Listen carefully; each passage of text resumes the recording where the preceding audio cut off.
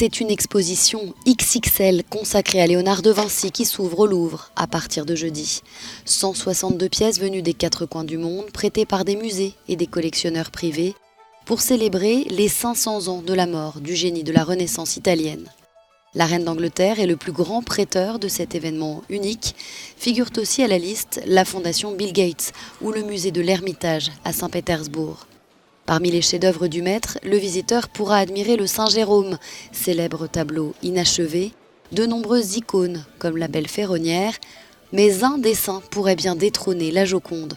Il s'agit de l'homme de Vitruve, ce dessin fragile qui représente les proportions idéales du corps selon Léonard de Vinci, montré pour la première fois en France.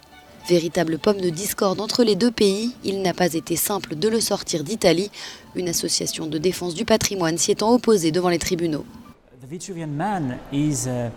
L'homme de Vitruve est le dessin le plus célèbre de Léonard de Vinci, donc je peux comprendre que mes collègues de Venise aient été au départ un peu effrayés, parce que c'est aussi un morceau de papier, mais finalement les conditions de conservation du dessin étaient bonnes.